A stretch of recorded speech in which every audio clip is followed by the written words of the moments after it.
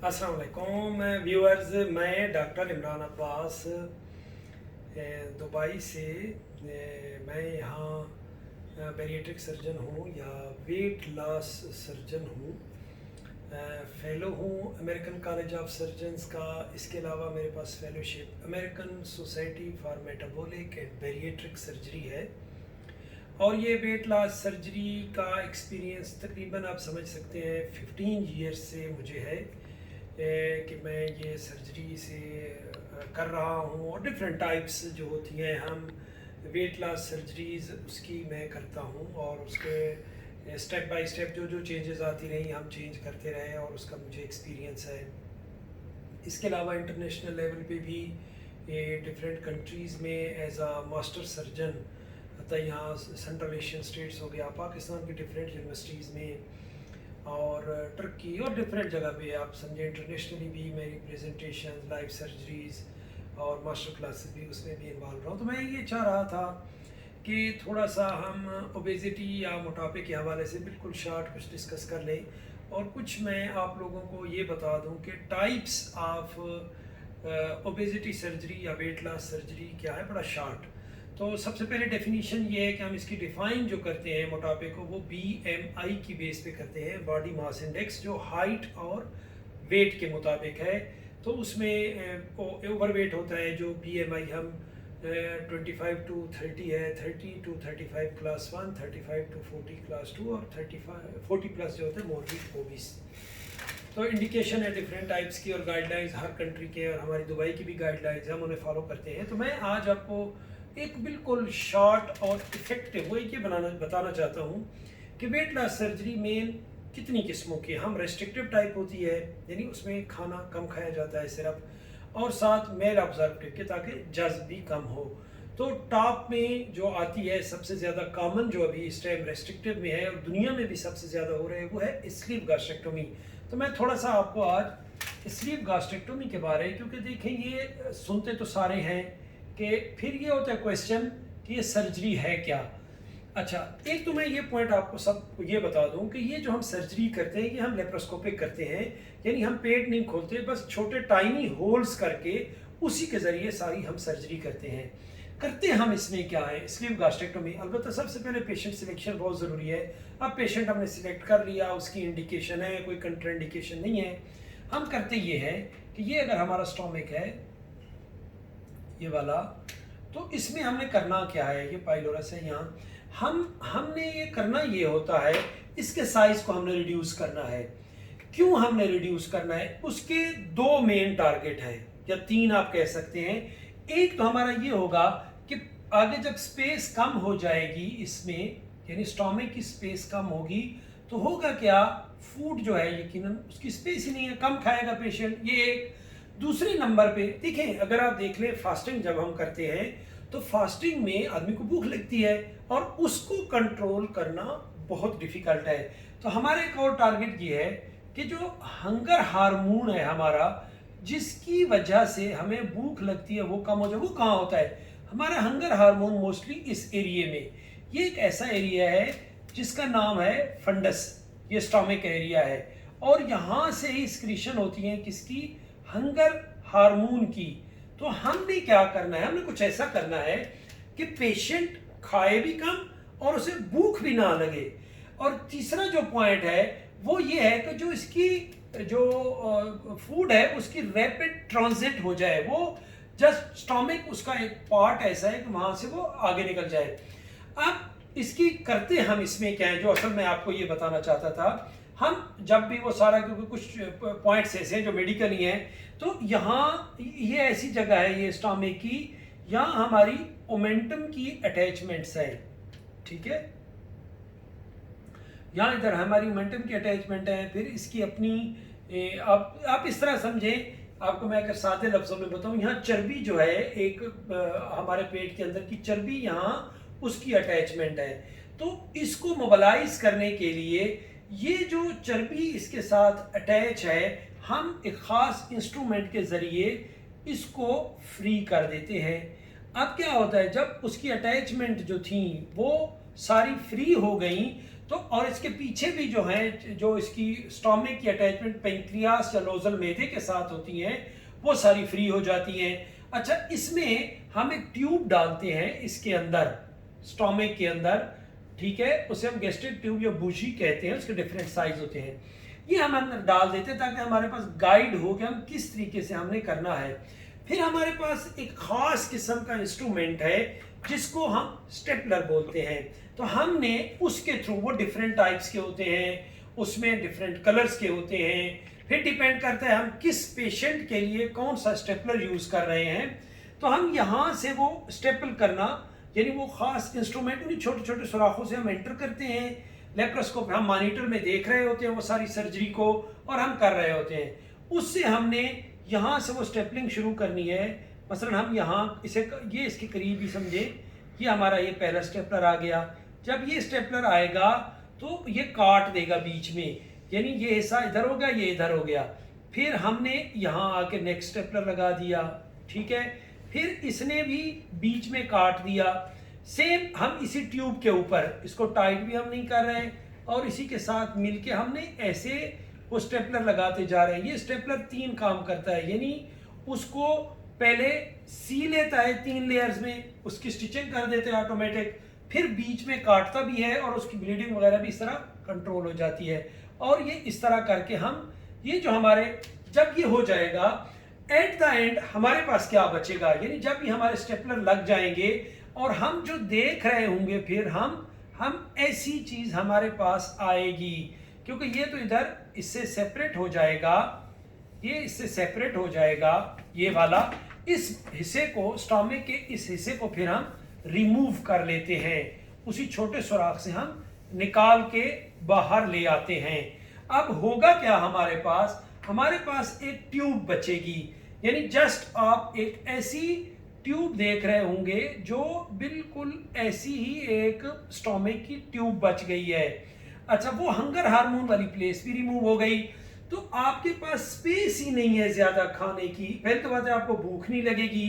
दूसरे नंबर पे ये जो यहाँ से स्पेस ही नहीं है, आप थोड़ा सा खाएंगे आपका पेट भर जाएगा।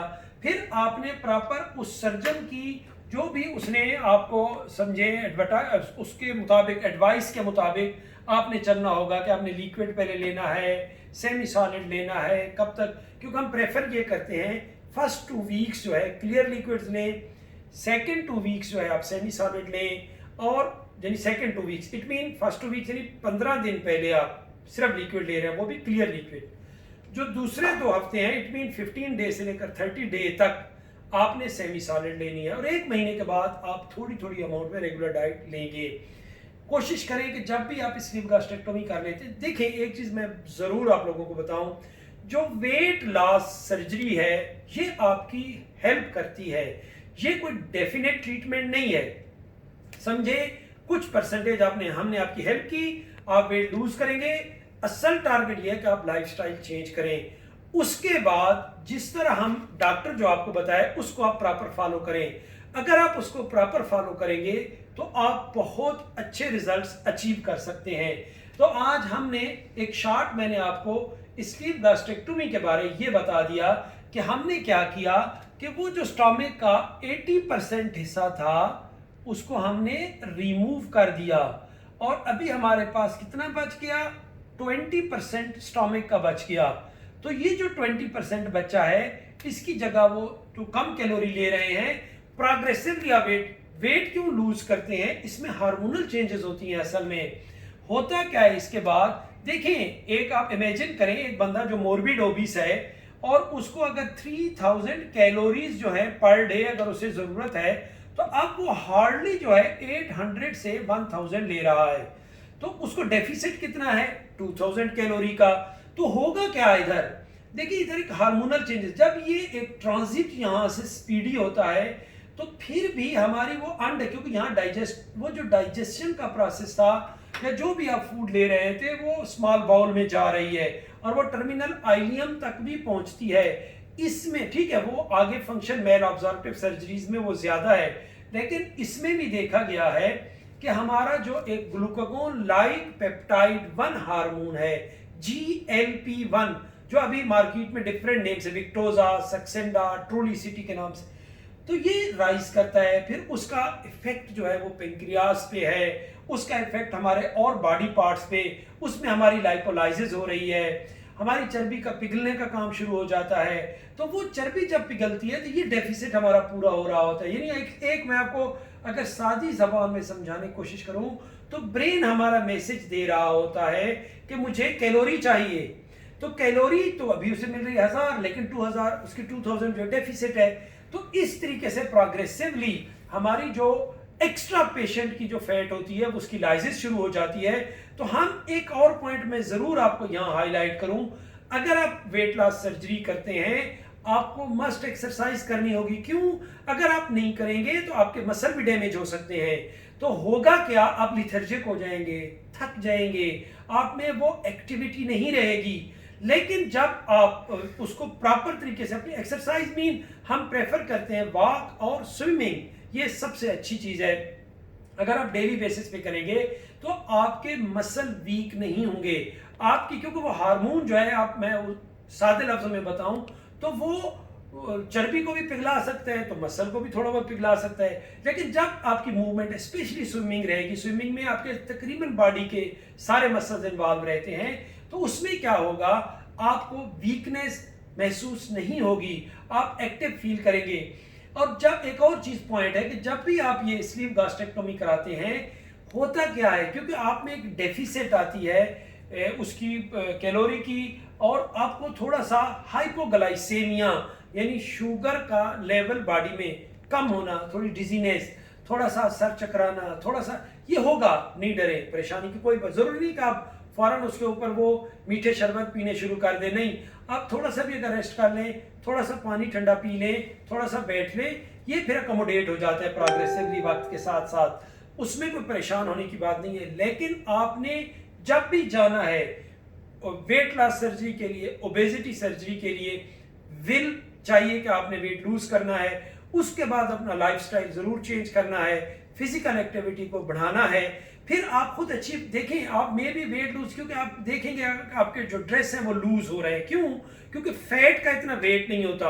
आप जब उसको फैट की लाइसिस हो रही होती है, लाइपोलाइसिस आप समझे हो रही होती है, फैट जब लूज हो रही होती है तो आपका वो ड्रेस जो है वो तो ढीला होना ही है, आपको एक अच्छा फील हो रहा होगा। लेकिन आप जितना अच्छी एक्सरसाइज करेंगे तो सैगिंग का जो इशू है, यानी स्किन के लटकने का जो एक इशू बनता है आफ्टर सर्जरी, वो कम फिर आप फेस करेंगे। अलबत्ता यंग अगर हैं, अगर ये स्किन पे भी डिपेंड करता है कि वो पेशेंट टू पेशेंट डिफर करती है, तो ओवरऑल आप लेकिन उन इश्यूज को आप कम फील करेंगे, फेस करेंगे। तो मैं आज सिर्फ, क्योंकि और भी हैं, फिर मैं इंशाल्लाह नेक्स्ट वीडियो में आपको गैस्ट्रिक बाईपास उसके बारे में डिटेल में बताऊंगा कि गैस्ट्रिक बाईपास की कौन कौन सी किस्में हैं, कैसे हम करते हैं। लेकिन मैं ये चाह रहा था कि मेरे व्यूअर्स को, क्योंकि अक्सर मुझसे ये बहुत ज़्यादा क्वेश्चन होता है कि ये है क्या स्लीव गैस्ट्रेक्टमी, आप करते क्या हैं। एक चीज़ मैं आपको कंसर्न भी इसमें बता दूं ज़रूर, क्योंकि ये भी अक्सर क्वेश्चन होता है कि अगर हम कराएं इसकी कॉम्प्लिकेशन क्या है। इसकी 2 और 3 मेन कॉम्प्लिकेशन है। एक कॉम्प्लिकेशन इसकी ब्लीडिंग है, क्योंकि ये सर्जरी के बाद ब्लीडिंग हो सकती है, ठीक है। तो वो इंस्ट्रूमेंट डिपेंडेंट है, पेशेंट है क्या, पेशेंट अगर हार्ट पेशेंट है वो कोई ऐसी मेडिसिन ले रहा था जो खून को पतले करने वाली हैं वगैरह, वो हम सारी चीज़ें देखते हैं। स्टेपलर का प्रॉपर यूज़ करना कि कौन सा मैंने करना, वो सर्जन पे डिपेंड करता है कि हम सही यूज़ करें, ये हम कंट्रोल करते हैं। ये अर्ली मैं आपको कह रहा हूँ जो इसकी कॉम्प्लिकेशन है। एक और इसकी कॉम्प्लिकेशन लीक, ये बहुत मुझसे पूछा जाता है, क्योंकि देखते हैं लोग, लीक से ये मुराद होती है कि इसका एक हिस्सा जो मोस्टली ये एजोफेगस है, ये खाने वाली नाली है, यहाँ से स्टमक शुरू हो रहा है, ये जो जंक्शन है यहाँ से लीक का चांस होता है। और उसकी मेन वजह इस्केमिया है जो अभी डिटेक्ट हुआ है, यानी खून का कम पहुंचना। इस जगह पे जब खून कम पहुंचता है तो ये वीक हो जाता है, क्योंकि यहाँ प्रेशर ज्यादा, हाई प्रेशर जोन है ये एरिया, क्योंकि यहाँ जो है इसका एक पाइलोरस, एक वाल्व लगा हुआ है जो बंद होता है, खुलता है बंद होता है। प्रेशर जब बढ़ता है तो ये हिस्से के फटने के या लीक के चांस होते हैं। लेकिन इसके लिए अभी जब इंस्ट्रूमेंट आए हैं, और जो हम ये लास्ट स्टेपलर लगाते हैं ये थोड़ा सा फासले से लगाते हैं, इसको हम इसके एनफोर्समेंट भी करते हैं, ओमेंटोप्लास्टी वो डिफरेंट चीज़ें हैं कि हम इनको अभी आप समझे 1% से भी कम चांस है कि लीक हो, ब्लीडिंग हो। और फिर हम इस जो हमारा पाउच है, ये जो बना है, हमारी स्लीव बनी है, इसको हम यहाँ फिक्स भी करते हैं ताकि वो स्ट्रेट रहे। ये जो एंगल है ये नैरो ना हो। ये वो टेक्निकल पॉइंट्स हैं जो हम कोशिश करते हैं कि हर वो इशू जिसकी वजह से लीक या ब्लीडिंग का चांस बढ़े उसको हम कम करें। इसके बाद एक और चांस भी होता है जब हम स्लीव है, बहुत कम रेयर है, लेकिन वो जो हमारी अंदर वेसल्स हैं उनमें क्लॉट बन जाता है जिसे हम पोर्टल वेन कहते हैं। तो पोर्टल वेन थ्रोम्बोसिस के चांस उसकी भी अभी हमें एडवांस में हमें पता होता है हमने कौन सी उसे ऐसे इंजेक्शन लगाने हैं कि जो उसके खून को पतला रखें। सर्जरी के बाद भी हम अपने पेशेंट को देते हैं। पेशेंट की डिहाइड्रेशन ना हो, अगर वो देखें कि पानी ज़्यादा नहीं पी सक रहा तो मैं कोशिश अपने पेशेंट में करता हूँ डिस्चार्ज होने के बाद भी उनकी सेरम थेरेपी जो है वो रखता हूँ, जारी रखता हूँ। उनको ड्रिप लगाता रहता हूँ कि वो डेली बेसिस पे, ताकि डिहाइड्रेशन कम से कम 3-4 दिन पहले सर्जरी के ना हो, ताकि वो प्रॉपर कहीं उस चांस का कि खून जो है उसका गाढ़ा हो जाए या वहाँ वो एक बन जाए, क्लॉट बन जाए उसके अंदर, उसका चांस कम होना चाहिए। तो ओवरऑल अभी इस टाइम दुनिया में सबसे कॉमन जो सर्जरी है वो यही स्लीव गैस्ट्रेक्टोमी है। और इसके हवाले से आपको कोई क्वेश्चन हो, कोई क्वेरी हो तो मैं हाजिर हूँ, मैं आपको पूरी डिटेल से बताऊंगा। लेकिन आप कोशिश करें जब भी सर्जन सिलेक्ट करें सही सिलेक्ट करें, और फिर उसके बाद जब आप हो जाए ऑपरेशन तो असल काम आपका सर्जरी के बाद शुरू होगा। तो मेरी बेस्ट विशेस आप सब लोगों के लिए। इंशाअल्लाह हम नेक्स्ट वीडियो में आपको एक अच्छी प्रेजेंटेशन में दूंगा कि गैस्ट्रिक बाईपास है क्या, कितनी किस्में हैं, और फिर उन किस्मों पे हम हर के मुताबिक मैं आपको डिटेल के साथ एक ये बताऊंगा कि हम करते क्या हैं और इसमें हमें किस तरह करना चाहिए। अपना बहुत ख्याल रखिएगा।